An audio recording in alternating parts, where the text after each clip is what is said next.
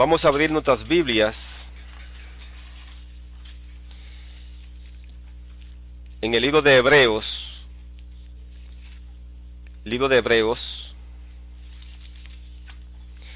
el capítulo 1, y vamos a leer los versículos 1 y 2. Hebreos capítulo 1, versos 1 y 2. Hoy vamos a hablar acerca del tema ¿qué es y quién es la iglesia? ¿Qué es y quién es la iglesia? Es el tema del estudio para esta ocasión. Hebreos, el capítulo 1, versos 1 y 2 dice: Dios, habiendo hablado muchas veces y de muchas maneras en otro tiempo a los padres por los profetas, en estos postreros días nos ha hablado por el Hijo, a quien constituyó heredero de todo y por quien asimismo hizo el universo. En este pasaje encontramos que Dios siempre se ha mantenido activo. Dios es un Dios activo, y por eso su creación es inmensa en el universo. Una de las cosas que ha caracterizado a Dios es la comunicación, y en esto deberíamos imitar a Dios. Dios es un Dios comunicativo, se comunica. Dice que Dios, habiendo hablado muchas veces en el pasado por los profetas, así que una vez que el pecado entró a este mundo, que hubo una ruptura, una incomunicación entre Dios y el hombre, Dios usó medios para comunicarse con los seres humanos. Dios hablaba directamente, cara a cara con el hombre. Una vez que aparece el pecado, entonces usó otros medios.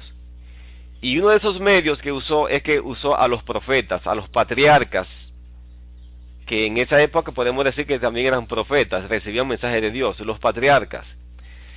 Y este pasaje de Hebreos dice que ahora había hablado por el Hijo. El Hijo habló de una forma encarnada, o sea, antes de encarnarse hablaba, Él aparecía guiando a su pueblo. Así que Dios utilizó a los patriarcas, luego llamó a una nación, al pueblo hebreo, y luego, como dice aquí, Dios nos envió a su Hijo ya en forma encarnada, y cuando Jesús estuvo en la tierra, entonces Él fundó la iglesia. Así que hemos visto allí tres medios de comunicación. Número 1, los patriarcas. Número 2, la nación hebrea. Y número 3, Jesús ahora funda la iglesia. Y nuestro tema es ¿qué es y quién es la iglesia? Oremos. Querido Padre Celestial, te queremos suplicar que nos guíes en este estudio sobre la iglesia. Sabemos que hay muchas confusiones en el mundo secular, en el mundo religioso, y queremos, Señor, que tú nos guíes en la comprensión de este tema que está en tu palabra para que también lo comprendamos. Te pedimos tu guía en el nombre de Jesús. Amén. En cierta ocasión, relata el Evangelio de Mateo, cuando Jesús visitaba la región de Cesarea de Filipo, según leíamos en Mateo capítulo 16, Jesús quiso saber la opinión que había acerca de él, lo que pensaba la gente. Note que Jesús no es una persona, digamos, indiferente. Jesús no es una persona que no tome en cuenta las opiniones o las ideas de los demás. No importa cuáles sean en contra de él o sean a favor, pero Jesús no era una persona indiferente. Así que Jesús quería saber de parte de los discípulos qué estaban diciendo, qué estaban comentando la gente acerca de él. Y versículo 13 dice que viniendo Jesús a la región de Cesarea de Filipo, estamos en Mateo 16, versículo 13, preguntó a sus discípulos diciendo: ¿quién dicen los hombres que es el Hijo del Hombre? Ellos dijeron: unos Juan el Bautista, otros Elías, y otros Jeremías, o alguno de los profetas. Él les dijo: ¿y vosotros? ¿Quién decís que soy yo? Note que es importante lo que opina la gente. Es importante lo que la gente está comentando. Y muchas veces nosotros nos distraemos y duramos mucho tiempo escuchando el que dirán de lo que comenta la gente, porque es importante escuchar, pero tampoco no debemos detenernos allí en lo que dice la gente. Porque algunas veces la gente dice cosas que son ciertas, otras veces dicen cosas que nos confunden más, pero uno la escucha, porque a base de escuchar a los demás, uno también puede ubicarse y puede estar en un contexto realístico, real, de lo que está pasando en el mundo. Jesús no se detuvo allí, y él quiso saber qué opinaban ellos mismos, los discípulos. Y el versículo 16 dice que respondiendo Simón Pedro dijo: tú eres el Cristo, el Hijo del Dios viviente. No creemos que lo que allí estaba afirmando Pedro, que se refería a que Jesús era el Hijo porque había nacido de María. No creemos que se refería a eso, porque eso lo sabían todos ellos. Eso lo sabían ellos, que Jesús era el hijo de una mujer, de donde vivía. No creo que esa declaración se refería a ese tipo de hijo. Creemos que esto es una revelación, como dice Jesús mismo, que era acerca de hijo de Dios del más allá, del cielo. Dice el versículo 17, entonces le respondió Jesús: bienaventurado eres Simón, hijo de Jonás, porque no te lo reveló carne ni sangre, sino mi Padre que está en los cielos. ¿Ustedes creen que si lo que Pedro estaba diciendo se refería a que Jesús era el hijo de Dios porque era hijo de María, tenía Dios que revelarle esto como estaba diciendo Jesús? Esto lo sabían ellos, así que Dios no tenía que revelarle que Jesús, digamos, era hijo desde ese punto de vista. Y aún aceptando de que no hubo concepción, digamos, María con un hombre, aún así es fácil entender que Jesús nació en este mundo. Esto era fácil entenderlo. Así que creemos que el tipo de revelación que Jesús está diciendo que Pedro había recibido se refería a un nacimiento que no era el nacimiento humano, sino el nacimiento en la eternidad pasada, cuando Jesús nace del Padre. Dice el versículo siguiente: y yo también te digo que tú eres Pedro, y sobre esta roca edificaré mi iglesia, y las puertas del Hades no prevalecerán contra ella. Aquí encontramos dos versículos que son poderosos dentro de este contexto de lo que es la fundación de la iglesia. Número uno, Pedro dice que Jesús era el Cristo, el Hijo del Dios viviente. Número dos, Jesús dice que esa era una revelación que venía directamente del cielo, del Padre. Y número 3, Jesús dice: sobre esta roca edificaré mi iglesia. Hay muchas discusiones, o ha habido discusiones en el pasado, sobre qué significa la roca. La Iglesia Católica se adjudica que allí está el comienzo de la primacía del papado, y dicen que Pedro fue el primer papa, y por eso ellos tienen lo que le llaman la sucesión apostólica, diciendo que el papa es la continuación del primado o del legado que Jesús le dio a Pedro para ser el cabeza de la iglesia. Sin embargo, entendemos que aquí hay una especie de juego de palabras. En español, y creo que también en cualquier otro idioma, no se puede entender bien lo que está pasando aquí. Pero en el original griego, cuando Jesús dice Pedro, está usando la palabra Petros, que significaba un guijarro, un canto rodante o una piedra pequeña. Y entonces, cuando decimos cuando Jesús dice allí, yo te digo que tú eres Pedro, realmente en griego está diciendo Petros, que era una piedra pequeña. O sea, tiene sentido cuando vamos al original, porque en español Pedro es un nombre personal y no se confunde. Luego dice aquí: y sobre esta roca edificaré mi iglesia. Hay dos interpretaciones en cuanto a esta palabra. Una es que Jesús estaba diciendo: tú eres Pedro, es decir, un canto rodante, un guijarro, una piedra pequeñita, y sobre esta piedra, y la interpretación es que dice que cuando decía sobre esta piedra, Jesús apuntaba hacia sí, y sobre esta piedra, que es la roca grande, o sea, él mismo, voy a edificar la iglesia. Pero mis hermanos, creemos que también hay algo más en este contexto. Creemos que la declaración de Pedro tenía fundamento y era la roca sobre la cual Jesús estaba fundando su iglesia. ¿Qué es lo que queremos decir con esto? Jesús acababa de decir que la revelación, la declaración de Pedro era una revelación de parte del Padre. Y esa revelación era la declaración de que Cristo era el Hijo del Dios viviente. Esta era la auténtica roca sobre la cual se estaba fundando la iglesia. De hecho, aún la iglesia cristiana, ¿cómo se llama? Iglesia cristiana. Está llevando el nombre de Cristo, pero ¿quién es el Cristo? ¿Quién es el Cristo?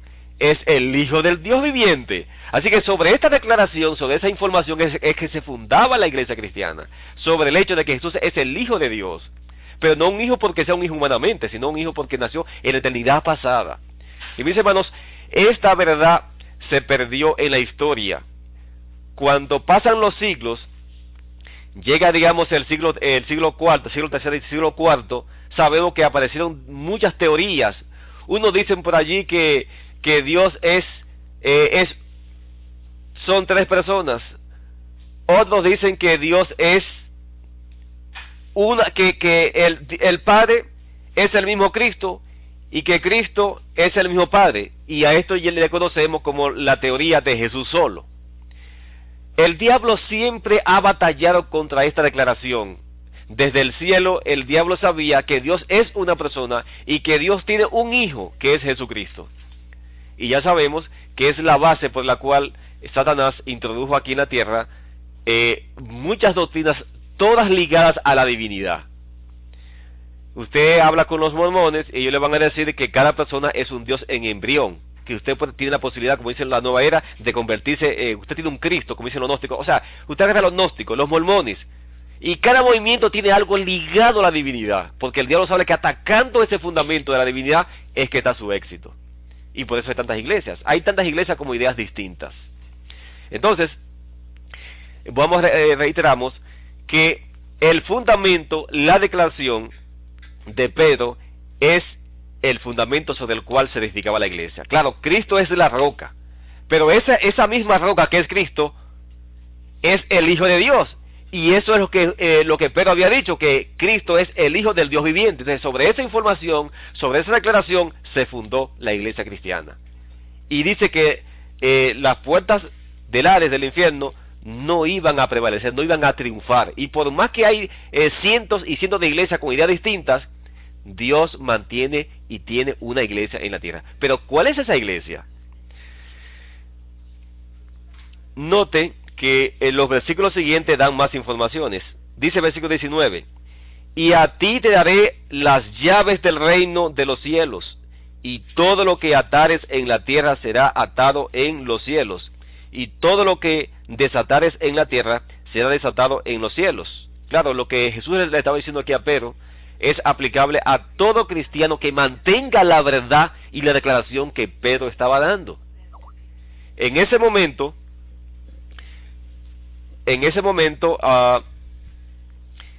se estaba dando el fundamento de la iglesia cristiana, y toda persona, no solamente Pedro, que mantenga esa verdad, tiene el poder de la tierra para atar y desatar. ¿Cómo? En el nombre de Jesucristo. En ese nombre que Pedro estaba diciendo, que era el Hijo de Dios viviente, en ese nombre, entonces, tenemos la facultad de atar y desatar. Cuando declaramos la verdad, estamos atando o desatando, el que acepte o no acepte. O sea, no solamente Pedro, solamente que Pedro era el que había hablado en ese momento. Pero Jesús no estaba aquí estableciendo, digamos, un exclusivismo en la predicación, no. Todo aquel que mantenga la verdad tiene la facultad de atar y desatar en la tierra. Versículo 21.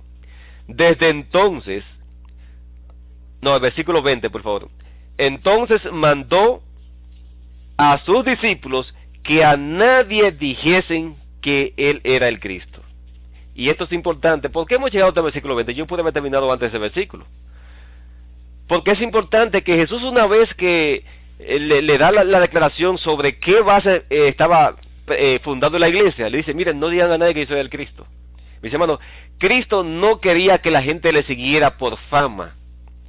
Él no quería que le siguieran, digamos, por privilegio, ni porque él gozaba de un poder sobrenatural. No. Cristo quería todo el tiempo que eso se mantuviera oculto, porque Él no vino aquí a hacer una demostración como un superestrella. La atracción que Jesús vino aquí a presentar no es para que le siguieran porque Él tiene un poder, digamos, sobrenatural, sino por el poder de su predicación. Por el poder de la verdad misma es que Él quería que la gente le siguiera. No solamente por los milagros, porque si la gente, si los discípulos hubiesen comenzado a decir, mira, aquí está el Cristo, aquí está el Mesías, mucha gente le iba a seguir, porque estaban hastiados ya del yugo romano, querían una liberación, así que si se corría la voz de que el Cristo había llegado, imagínense usted la cantidad inmensa de personas que le iban a seguir. Pero Jesús dice, no es así. Nadie debe seguirme por fama, ni por prestigio, ni porque yo tenga un poder, digamos, sobrenatural, sino por el poder de la verdad, porque yo soy el enviado de Dios, soy el Hijo de Dios. Y mis hermanos, hoy día vemos que muchas iglesias quieren ganar adeptos, quieren que las personas lleguen a sus templos y a sus lugares de adoración por el prestigio y por la influencia que muchas veces tienen en la localidad, en la ciudad o en el país. Pero noten que Jesús ocultó esta información. Reitero, esto es importante. Dios no busca iglesias grandes, o no busca iglesias, digamos, famosas, que le sigamos por la característica de lo que los hombres creen que es grande. Jesús mismo, el Mesías, ocultó esta información que es del Mesías. ¿Por qué? Para que le siguiéramos por amor a Él y por el poder de la verdad. Hoy día las iglesias desconocen la verdad sobre la cual se fundó la iglesia, que es que Cristo es el Hijo del Dios viviente. Ahora, mis hermanos, hemos hecho una pregunta en este estudio. ¿Quién es y qué es la iglesia? ¿Qué es la iglesia? Vamos a buscar algunos textos de la Biblia y vamos a ver si la misma Biblia nos responde esta pregunta, que muchas veces se convierte en algo conflictivo. Vamos a buscar esta información en la misma palabra de Dios.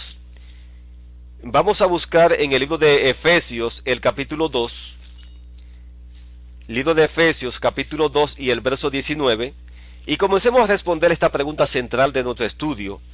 Ya hemos visto que la iglesia se fundó sobre Cristo mismo y la declaración de que Él es el Hijo de Dios.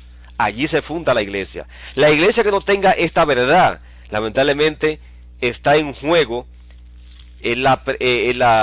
el presumir que es la iglesia de Dios sobre la tierra. Es la información fundamental que nos da las Escrituras.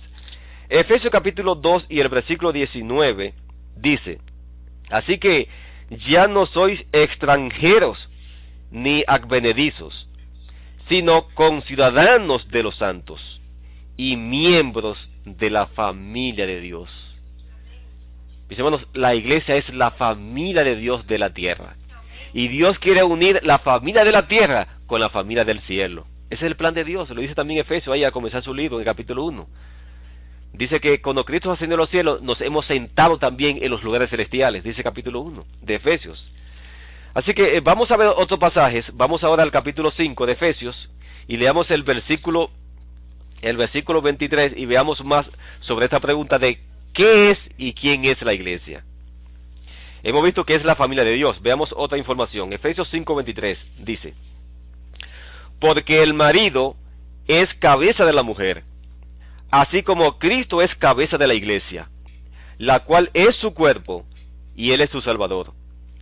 Así que, como la iglesia está sujeta a Cristo, así también las casadas lo estén a sus maridos en todo. Aquí hemos visto una relación, una ilustración que Jesús está dando. Dice que Cristo es la cabeza de la iglesia, así como el hombre de la mujer. Y así como las casadas están sujetas, digamos, a su marido, a su esposo, igualmente la iglesia debe estar sujeta ¿a quién? A Cristo. El versículo que leíamos, el versículo 22, decía que Cristo es la cabeza de la iglesia. Y esto es interesante, este detalle. Si resulta que aparece una iglesia como existe en este mundo, una iglesia popular, una iglesia grande, la iglesia más antigua, cristianamente hablando, que dice que el Papa es la cabeza de la iglesia. Pero aquí nos dice que Cristo es la cabeza de la iglesia. ¿Qué resulta con esto que encontramos? ¿Cuántas cabezas habrían? 2 cabezas.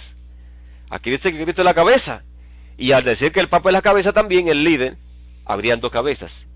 Y un cuerpo con dos cabezas, ¿qué es eso? Un monstruo. Es un monstruo. Y justamente así presenta la Biblia el papado, como una bestia, un monstruo. O sea que hasta en eso nos lleva a la misma cosa. Es un monstruo. Por eso encontramos que la Biblia no se puede equivocar. Hay una sola cabeza, y esa cabeza es Jesucristo. Los hermanos, los miembros de la iglesia, somos el cuerpo, la familia de Dios, y Cristo es la cabeza de la iglesia. No puede haber más cabeza. Ahora, esa cabeza está guiando al cuerpo, está guiando a los miembros, y ahora vamos a entrar en detalles, cómo Dios guía a la iglesia. Porque creemos que todos debemos aprender algo aquí en este tema. Hasta ahora hemos visto, ¿qué es la iglesia? La iglesia es la familia de Dios, es el cuerpo de Cristo. ¿Quién es la cabeza? Cristo es la cabeza. Por lo tanto, Cristo es el fundamento. Ahí mismo en Efesios, capítulo 2, veamos el versículo 20. El versículo 20.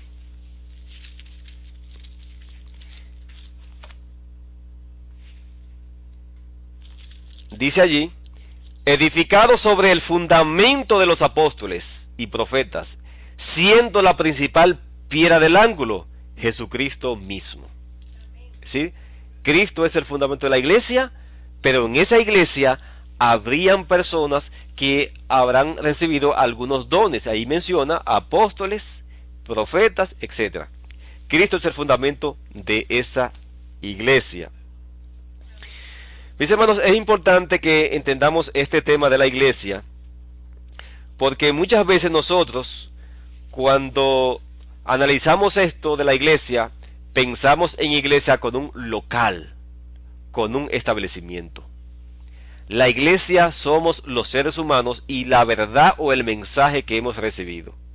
Y la principal verdad sobre la cual se fundó la iglesia, vuelvo a reiterar, es la información, es la declaración que dio Pedro, que Cristo es el Hijo del Dios viviente. Si perdemos esta verdad, esa iglesia está en peligro, porque se fundó sobre esa declaración que dio el apóstol Pedro, que venía de Dios directamente. Ahora, ¿cómo es que Cristo guía a esa iglesia? Vamos a leer algunos pasajes de la Biblia que nos ayudan a entender cómo es que Cristo guía a la iglesia, porque muchos piensan que porque han salido de una iglesia, de una organización, en este caso, los que están fuera de la organización adventista, que están ahora reunidos en hogares como nosotros, que están reunidos, digamos, bueno, quizás en un local, quién sabe, pero piensan que ahora no hay reglas, no hay orden. Y una iglesia así, ver una iglesia así, es ver una iglesia en el caos. Porque para ello, iglesia, solamente es iglesia si van a un local, a un establecimiento.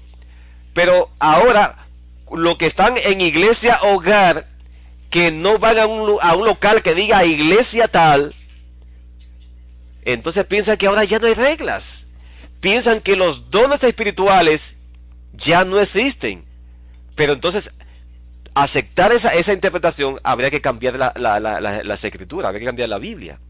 Porque la Biblia nos dice en Efesios también que hay dones, y ya hemos visto en este pasaje de Efesios 2:20 que habían apóstoles, habían profetas, y podemos encontrar que habían diaconisas, habían diáconos, habían maestros, habían diferentes dones, habían pastores, habían misioneros.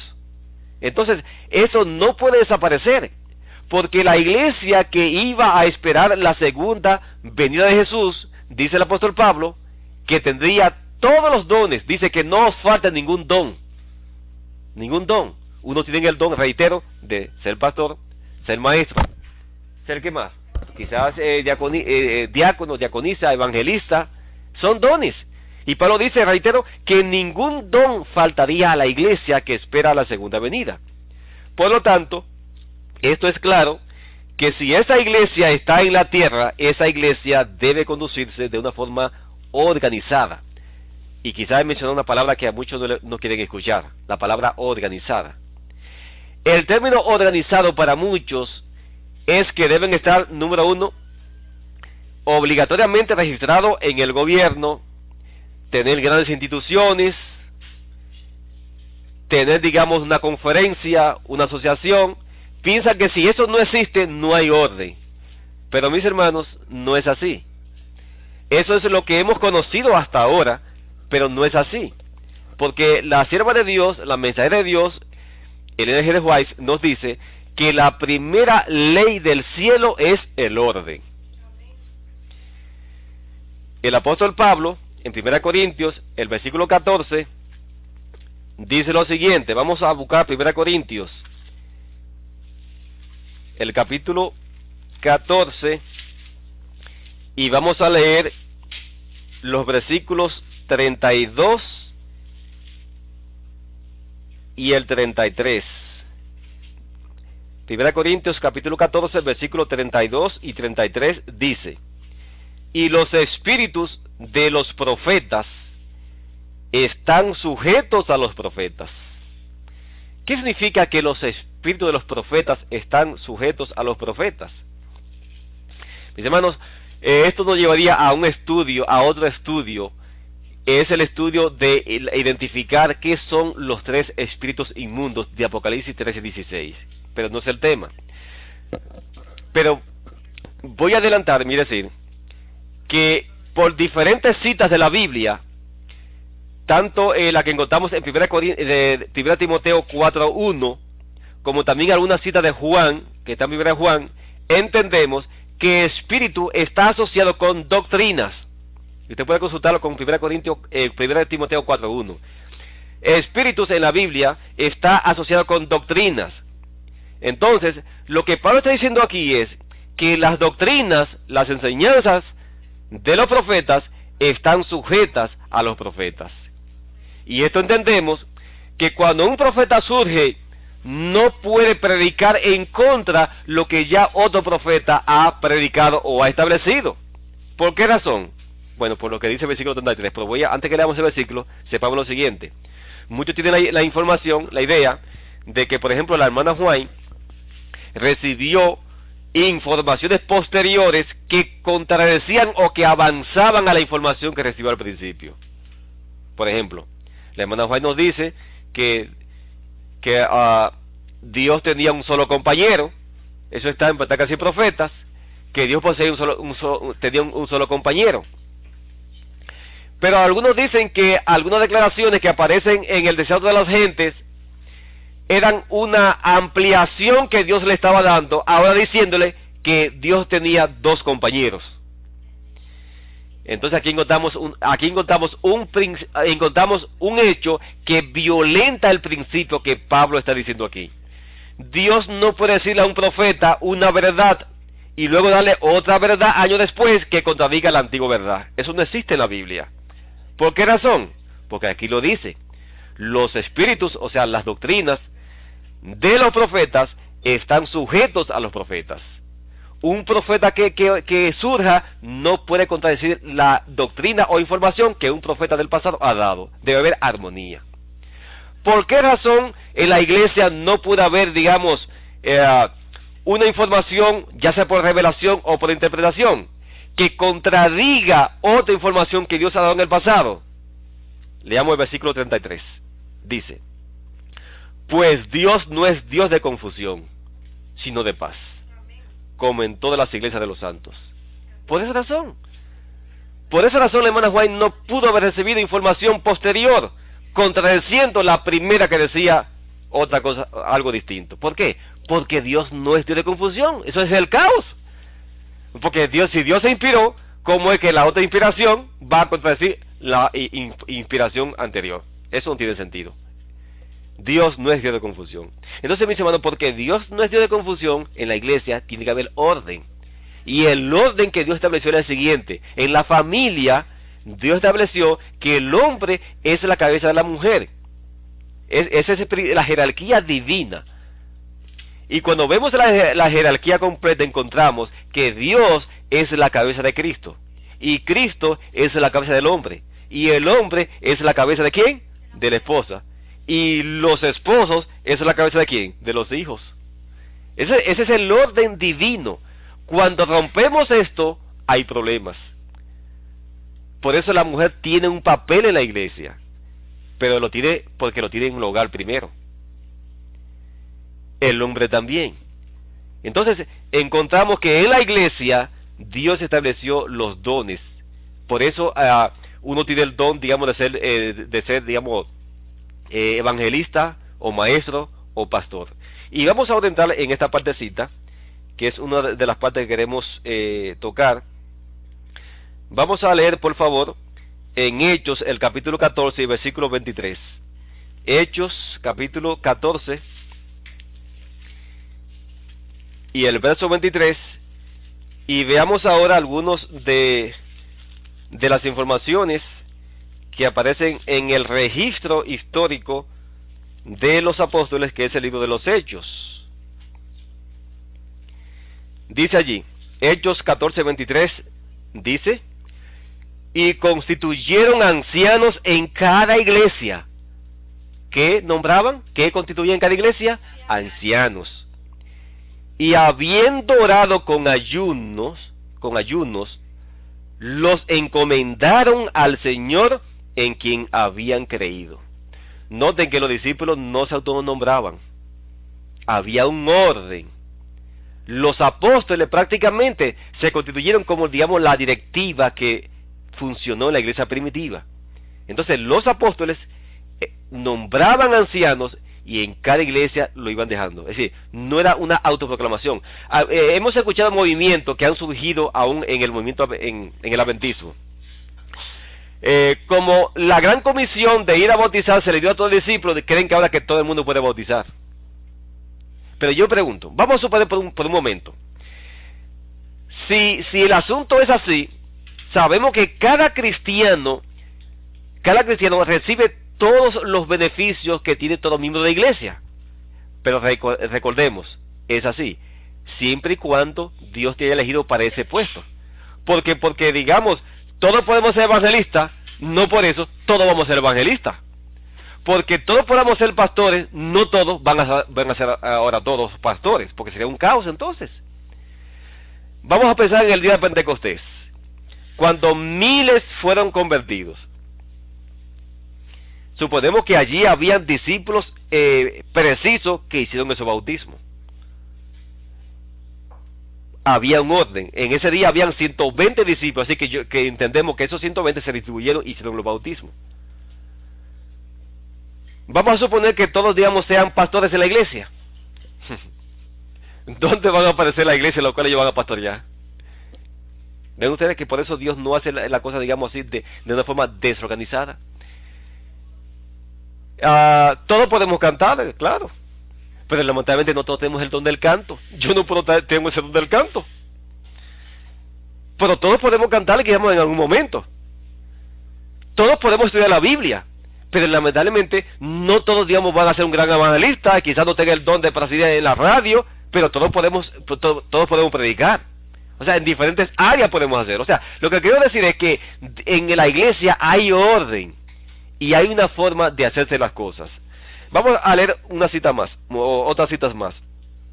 Leamos en 1 Timoteo, el capítulo 3. 1 Timoteo, el capítulo 3, y veamos más información que aparecen en la Biblia en relación a cómo caminaba la iglesia primitiva. 1 Timoteo 3, 8 y 9 nos arroja más información de utilidad sobre este aspecto de cómo la iglesia estaba organizada y cómo caminaba la iglesia. 1 Timoteo 3, 8 y 9 dice: los diáconos asimismo deben ser honestos, sin doblez, no dados a mucho vino, no codiciosos de ganancias deshonestas, que guarden el misterio de la fe con limpia conciencia.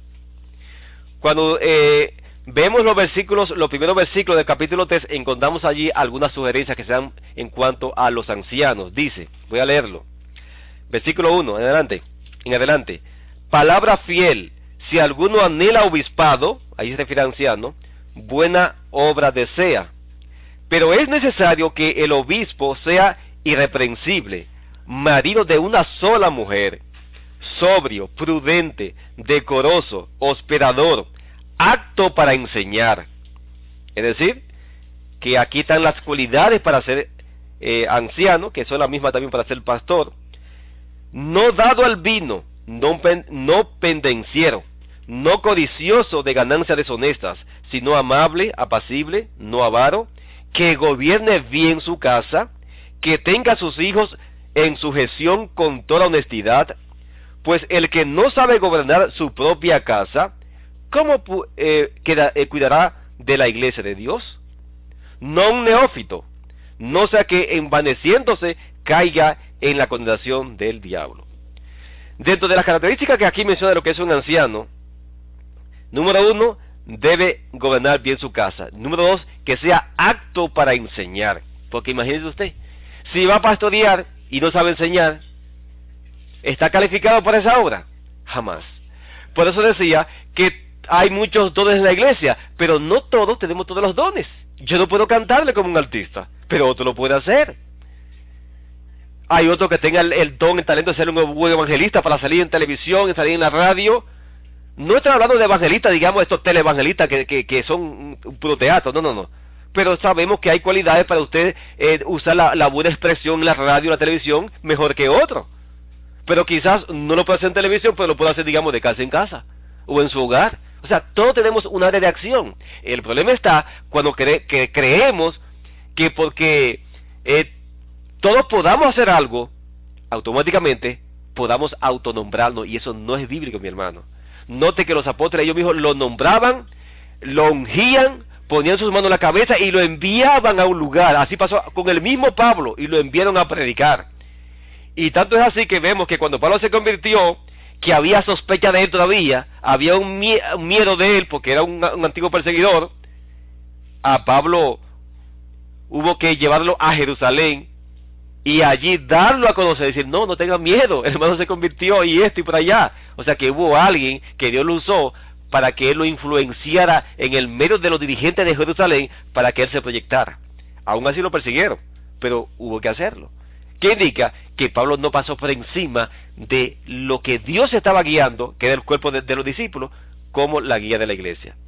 Mis hermanos, el que estemos con ministerios, el que estemos, digamos, reunidos en hogares, eso no quita el orden, porque es bíblico. De lo contrario, reinará el caos. Y donde está el caos, no está Dios. ¿Por qué? Porque Dios no es Dios de confusión, sino de paz.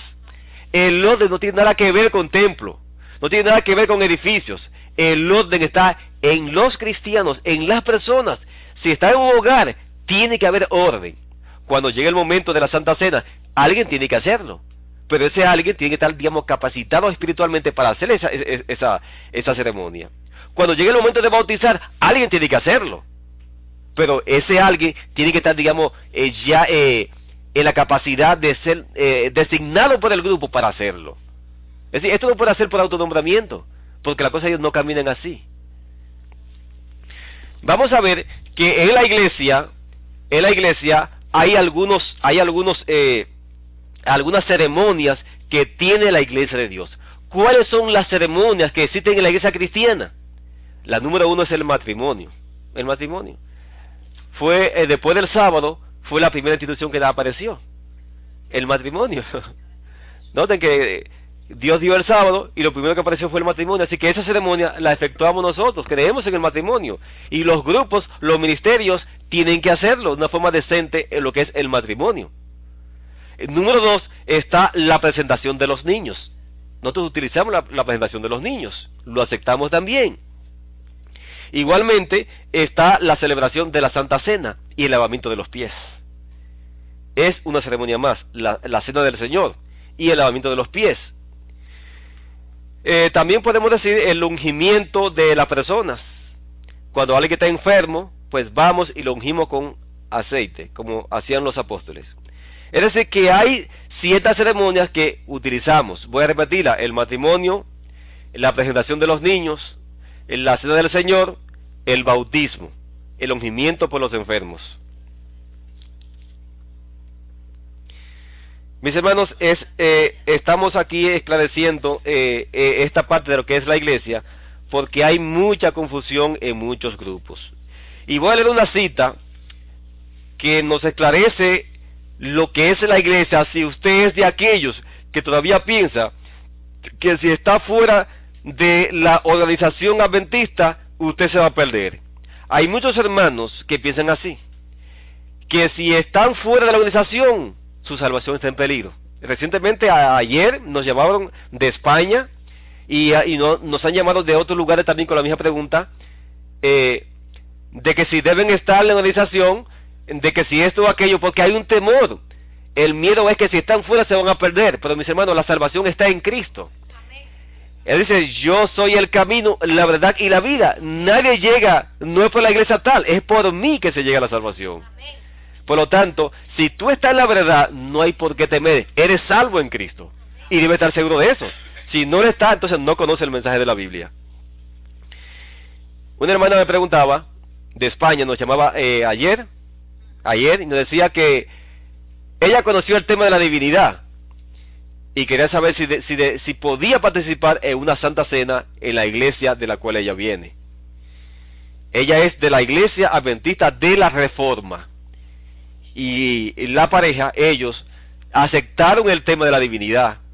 Ya hace unos meses que estamos en comunicación con otros hermanos de España, y ayer me llamaba por esto, porque ella estaba, ella era líder en la iglesia, fundadora de esa iglesia de España. Y entonces dio un tema parece fuerte, la hermana, y la echaron de la iglesia. Y entonces ella está congojada, porque ella quería seguir adentro de la iglesia, y quizás por lo que cree, pues ya no la aceptaron. Entonces el esposo me llama ayer, y me dice que de parte de ella quiere saber si ella puede volver a participar de la Santa Cena, porque ella sentía como su salvación en peligro si no participaba de la Santa Cena en esa iglesia. Pero que estaba claro que en los temas de la divinidad, por supuesto. Entonces le decía, mi hermano, la hermana Juan nos dice que no debemos reunirnos en aquellos lugares donde se predique el error. Esa fue la primera cita que Dios me puso en mi mente. La hermana Juan dice que no debemos asistir donde se inculca y se predique el error. Y ya usted conoce la verdad, hermana, así que no tiene nada que buscar allí. Si le echaron, pues amén. Dios lo está eligiendo a ustedes para que en su casa formen la primera iglesia en esa región. Comiencen adelante, le decía. Y entonces el hermano puso alegre, bueno, ya él estaba en una cabina de llamada, así que él no puede seguir hablando porque ya el sábado estaban a punto de recibirlo. Así que dijo, voy a cortar por esto. Y todavía está pendiente de seguir hablando de otras cosas con otros hermanos. Mis hermanos, si tú estás en Cristo, número uno, tú eres la iglesia de Dios. Aunque estés en tu casa tú solo. Pero si testifica, pronto ya no va a estar solo. Si testifica y habla y comenta y comienza a hablar, verá que a poco tiempo alguien va a creer. Dice la sierva de Dios en el libro Alza tus ojos, la página 313, lo siguiente. Ella define aquí qué es la iglesia, por si las dudas. Alza tus ojos, 313, creo que en inglés es la página 314, no me equivoco. Dice ella aquí, Dios posee una iglesia. No es una gran catedral, ni la iglesia oficial establecida. Interesante. Usted sabe que cuando ella dice esto, ya la iglesia adventista se había oficializado en el gobierno, se había inscrito. Dice ella, no es una gran catedral, ni la iglesia oficial establecida, ni las diversas denominaciones, sino el pueblo que ama a Dios y guarda sus mandamientos. Porque donde están 2 o 3 congregados en mi nombre, allí estoy yo en medio de ellos. Mateo 18:20.